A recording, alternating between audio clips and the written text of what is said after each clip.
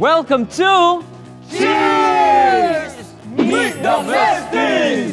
Siyempre, share namin sa inyo mga comfort food namin ng mga food that makes us go. Sa mga future jowa namin dyan, take notes dahil baka ito ang pwede nyo lutuin as a way to our hearts. Or, pwede rin naman tuwing birthday na men.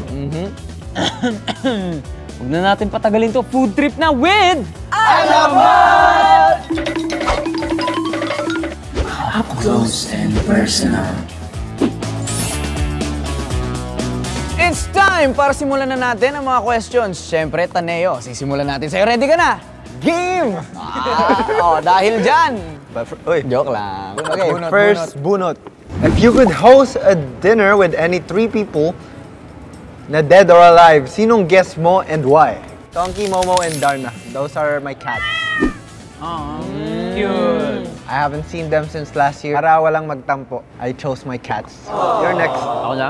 Yes. What's one dish or ulam from your childhood na sobrang hindi mo nalilimutan hanggang ngayon? Parang alam nyo din eh. Alam ko din. Sinisigaw ko yung lagi. Pula siya, pula. Minsan pink. Ay, tosino! Ay! Solid kaya pala. Tosino kasi, Na may sabaw. kahit walang sabaw, masarap. Pag naamoy ko yung tosino, nagugulat si mama, nasa lamesa na ako, di na ako kailangan gisingin. Tapos kapitbahay pala yung nagluto, no? When you're feeling down or sad, ano yung go-to food mo or yung lagi mong hinahanap? Ito yung comfort food ko eh, lobster. Pakiramdam mo kasi nasa probinsya lang ako eh. Kasi pag sa probinsya ka, automatic, sure na sure yan. Kompleto lahat ng seafood. Automatic yan. Fresh. Lalo na sa inyo kasi, di ba, ang lapit nyo lang sa ano. Tabi lang. Kami din. lang eh. Binibigay lang siya. Okay. So, bubunot na ako din eh. If you were a type of food, ano ka and bakit? Naku. Nako. Cinnamon rolls. Bakit? Kasi sweet eh.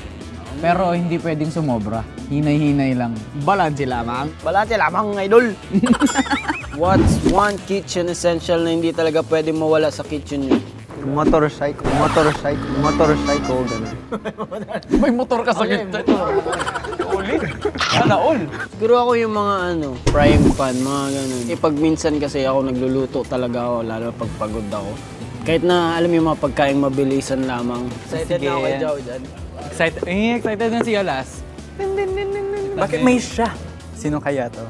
If your love life were a dish or ulam, anong klaseng food siya and why? Spicy. Dapat main dish to. So ulam. Dapat something sour. Kasi syempre may spark pag may asim. Sinigang na lang. True. Kasi, perfect. Perfect! Kasi? Wala, kasi Favorite niyo ba basta sinigang dalawa? magiging crucial yan in the future. Okay, eto naman. Group questions naman tayo. Tayo muna. Okay. By twos to Yeah. Ay yung bunot mo. Sino sa inyo ang pinakamabagal kumain? Yung tipong Ay! lahat tapos na, pero siya ngumunguya pa. Hold on. I'm running scenarios. 3, 2, 1, ako. Wait, really? Talaga ba? Mabagal kumain? Iba yung Sino tao. sa'yo? Mo. Sino ka? Feel ko si Mo. Mo. Ikaw. Ako ikaw kasi lagi kita kasabay kumain. Kasi pag kasama ko, kumakain. Kinakain ko na yung pagkain ni RJ. Nasa kain pa. Ikaw na bumunot, pre. Wala kasi, ano ba yan? Sino yung pinakamatakaw sa grupo as in, laging simot ang plato at ready na mag-round? Ay, kilala ko yan. Sino ba to? Parang kilala ko to. Natanong mo pa? Ako. Diba?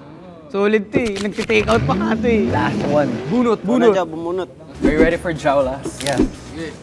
What kind of music do you usually listen to habang nagluluto o naglilinis ka? Ay, bago tong music na to. And napakaganda niya. Alam ko yan, alam ko yan. Ano? Alam ko rin yan. Simulan mo. Alam ko rin yan. Kapag kasama mo ang cheers, always happiness, cheers to happiness. And when we get cooking with cheers, cheers to happiness, cheers to happiness, cheers to happiness.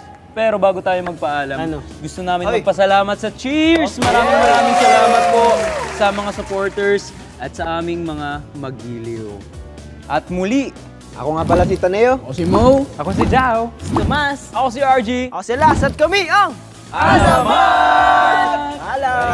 Let's go. Pre, Ko na to. kamusta pala yung yung Ferris wheel doon? Malakas yung ikot niya. Oh, pero kailangan mo magpumikit. Oh, tingnan nyo. Sila naman yung naiwang dalawa. Tara na! Cut na po.